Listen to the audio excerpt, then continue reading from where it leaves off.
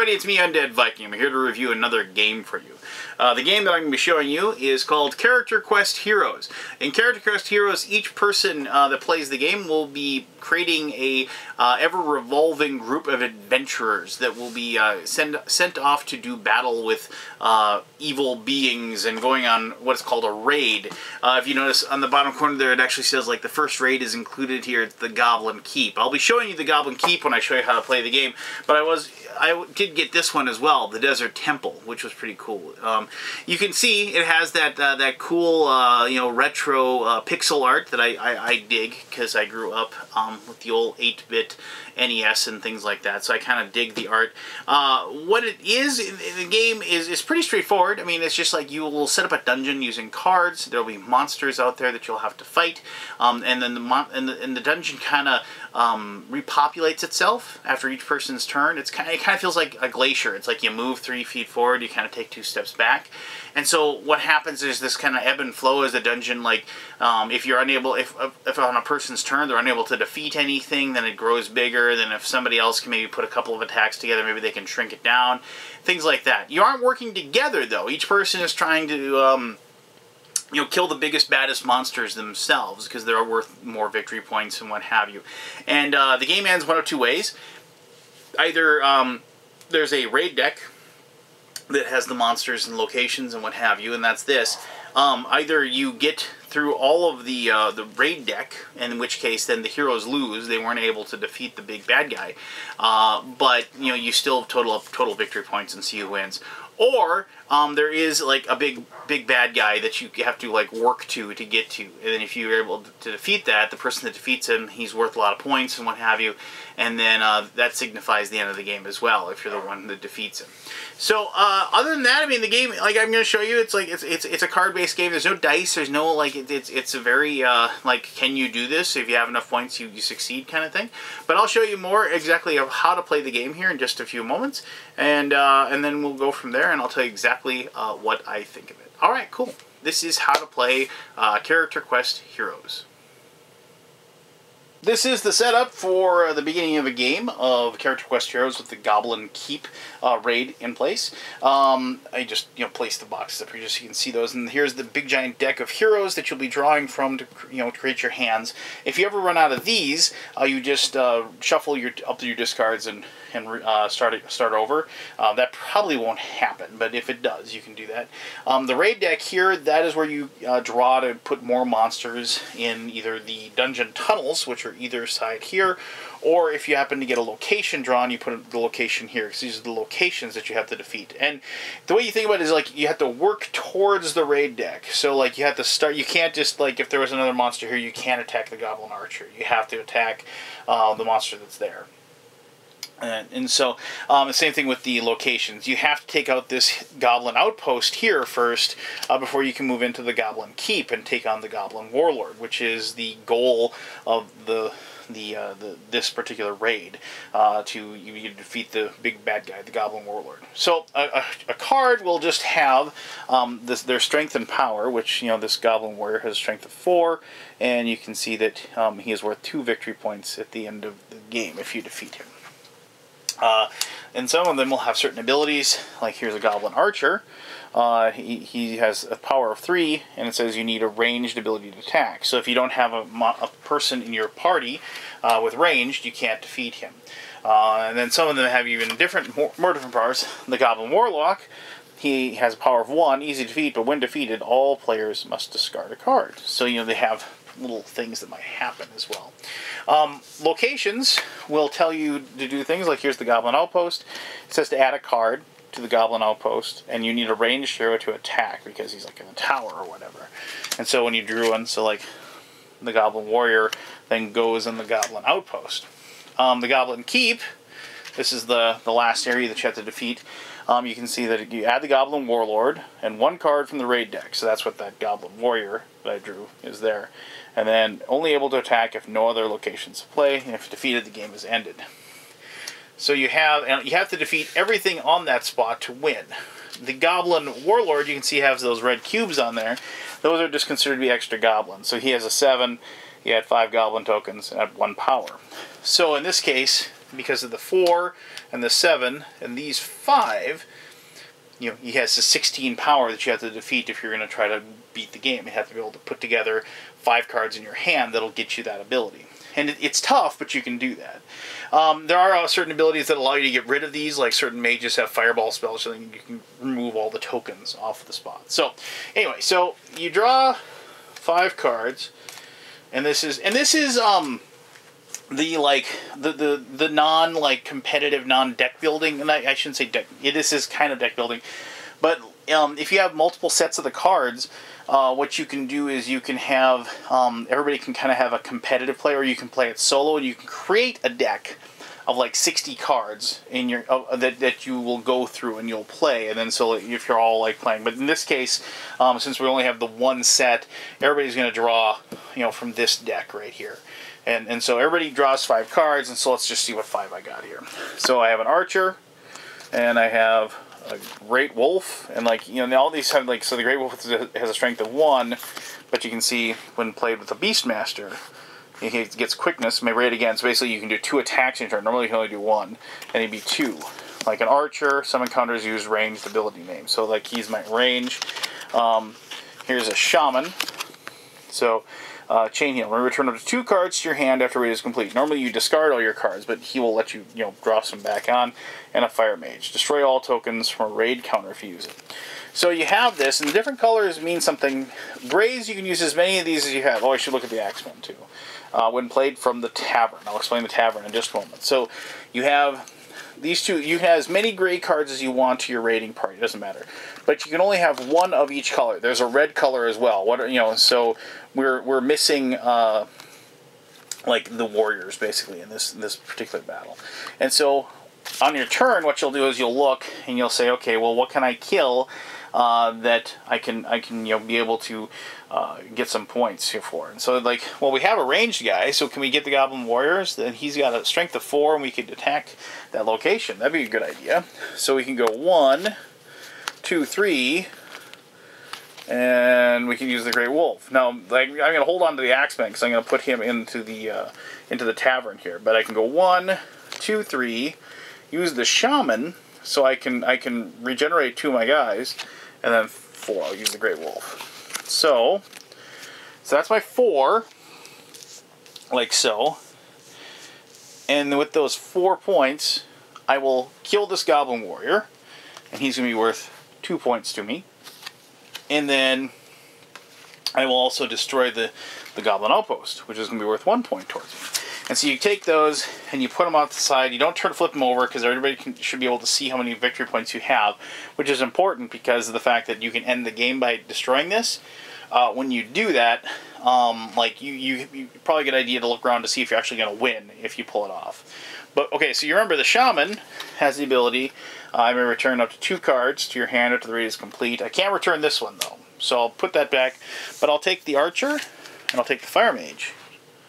I'll put it back in my hand, and then I'll discard the Great Wolf as well.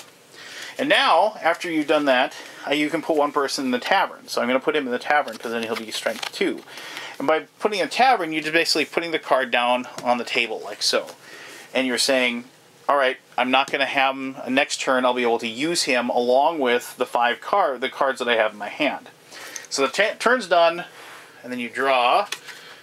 Sorry, you don't draw those. You draw heroes, 1 up to 5. And if you have more than 5, for whatever reason, you have to discard down. And so we'll look and see what we got. Well, this kind of stinks because we're doubled up here. Fire Mage, Mage, Warrior, Warrior. So I can only use 3 cards next turn on my turn, but I'll be able to use my Axeman as well. Because you can't use more than, you can only use 1 blue or 1 red. So that's a complete turn. So after that's done, now you have to draw 1 card from the raid deck, and you turn it over, and if it's a monster, you have to put it in a tunnel. Now, if there was like nobody in that tunnel, you'd have to put it there. But there, you know, so the spot that has less. If there's nobody in either tunnel, because of like maybe you did 2 raids and you destroyed them, you actually draw a card for each side. But in this case, I didn't actually managed to, I didn't kill anybody in the tunnel, I killed that location. So I get to place it on either side. Well, I don't like the Goblin Warlock, because if somebody kills him, he's pretty easy to kill too. they're going to make me discard a card. I don't want to discard a card. So I'm going to go ahead and put the Goblin Champion there. And he actually has the ability of I have to add 1 Goblin token to him when he plays, so he's actually got a strength of 6 with the extra Goblin token on there. And then it goes on to the next person. So, like, the next person goes, and, they, maybe kill this Goblin Archer, and they, discard their cards and draw new ones, whatever, and they turn over a card. And I kind of did this on purpose, but so here's the location. So, Goblin Hills. And so, raid encounter gets +2 to total power. So another location, you put it underneath down there. And it says to add a card. So we draw another card. And here we go, Goblin Scout. What does it say? The Goblin Scout, add another raid card next to this card. So not only do we add one, we're going to add one more. So, and now we have a Goblin Archer. And so now that all of a sudden makes the Goblin Hills pretty tough. It adds +2 to the power.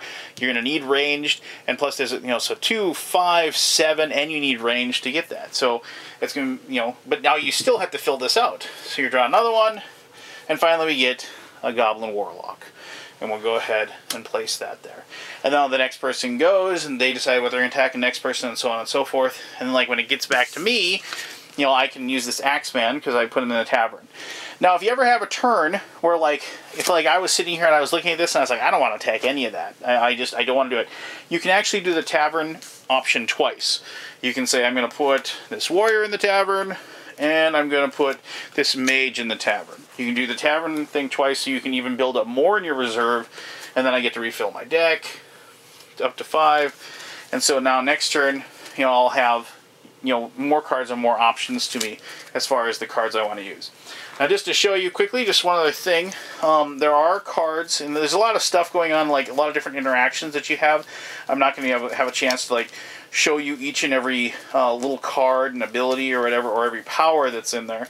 But there are cards that allow you, there's these really generic spearmen that are just 1, and then there's people like the Spear Captain. That'll allow you to draw up to 3 spearmen from the discard pile and add them to the raid. You have that option. And then you have people that can actually they have the Beastmaster trait that will turn a giant boar that's normally a 1, and they'll turn it into a 3, much like that Great Wolf went from a 1 to a 2. And then there are some, like this person, like the Blade Master, you can see that have 2 colors. That satisfies both of the colors for your raid. So you could add, if you had, say, this one, these 3, that's all 4 of your colors. You wouldn't be able to add another red or green because he is both of those for that. So, you just have, so if you do have a 2-color one, you don't just pick one of the colors. He is both of the colors when you take him on a raid. But there you go. That's pretty much how you play Character Quest. It doesn't have a ton of rules to it, but it's the cards that make the game kind of fun and engaging because they all interact with each other in a weird way. And you can see how with just a draw, you can start adding tons of stuff to this dungeon. And you're once again, it's like I said, it's like you may be working towards defeating it, but then all of a sudden you'll get a bunch of draws in a row that'll tell you to draw card after card of monsters, and you'll just fill right back up. But it's kind of one of those fun things where the dungeon's actually kind of alive and has its own ecology and what have you. So, but I'll tell you more about why I've been liking this game a lot in my conclusion. Alright, we're back. I have to admit, when the designer, Calvin, approached me to do and take a look at this game and do a review for it, I was, in all honesty, I am very deck buildered out. And maybe this game isn't truly a deck builder, but it has the deck building approach to it. I mean, you have a certain number of cards in your hand, you play them, and you replenish your hand. But you are drawing off of a main deck, which reminded me a lot of actually Ascension, which was one of the very few deck builder games that I still play on a semi-regular basis. I've kind of given up on Dominion and Thunderstone and all those games just because I didn't like keeping track of all the different, keeping up to date with all the expansions and all the little, researching the strategies about how this card reacts with this one and how you can put this card and this card and this card in this perfect little chain.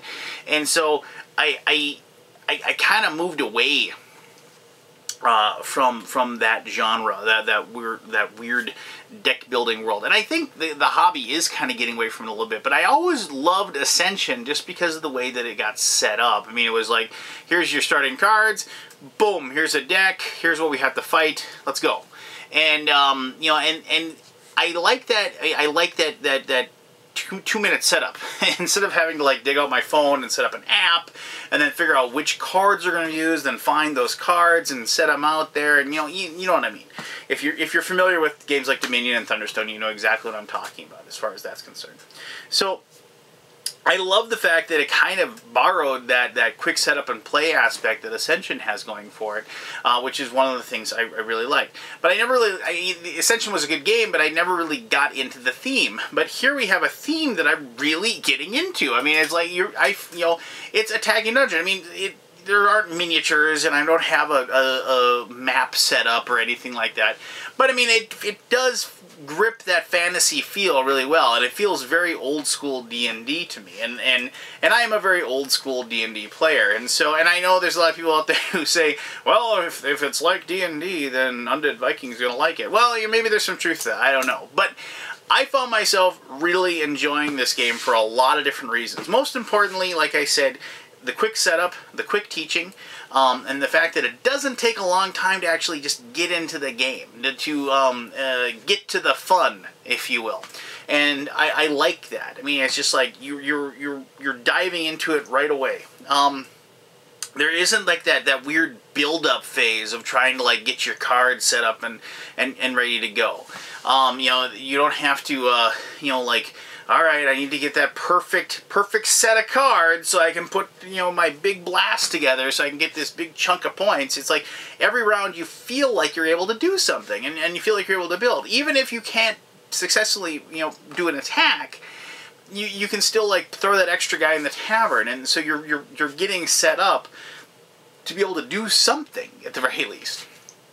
Like I said, I mentioned that I liked kind of the retro pixel art that seems to be like a lot of people are doing that with their games, and I dig that. You don't have to have super cool Larry Elmore-esque art on your fantasy game anymore. I mean, and I can kind of throw myself into it. So, bottom line, this is a deck builder in a way, and I actually liked it, which really surprised me, because I really didn't think I was going to find a deck building game that I was going to like anymore. It took the accessibility of Ascension and threw like the Thunderstone theme on top of it, and it smashed it together, and it made a hell of a nice game, and one that I've really had a lot of fun playing. I've had fun playing it with my gaming group, and my daughter adores it, because it's something she can actually figure out on her own and play against Dad and do pretty well as well. So for all those reasons, I heartily endorse this one. And I invite you to check out the Kickstarter and see if it's something you think you'd want to add to your gaming collection. And plus, like I said, it comes in this little tiny box. It's like ultimately hugely expandable. I can't wait to see like some of the other dungeons, like Dragon Mountains, or like an Evil Lich Tower, or a underwater Kraken or something like that. I mean, you could go anywhere in any different fantasy direction, and you could make a really cool game, a really cool raid, if you will. And I like the fact that it is like expandable, but it's not the expandable way that I don't like, where it's like, here's an expansion that adds these 17 new rules, and then you remember that way that you learned how to play the game? Now we're going to just throw that away. We're going to start this other way. I don't like that. And so, it's one of those things where it's like, oh, here's a cool new adventure for you to go on. There, have fun. And I like that. So, for all those reasons and more, I really dug this game, and I really like it a lot. So, there you go. If you have any questions about the game, please let me know. And I'll try to answer those to the best of my ability. And until next time, I greatly appreciate you taking the time to watch this video. And until next time, you have yourself one heck of an awesome day. Alright, bye-bye.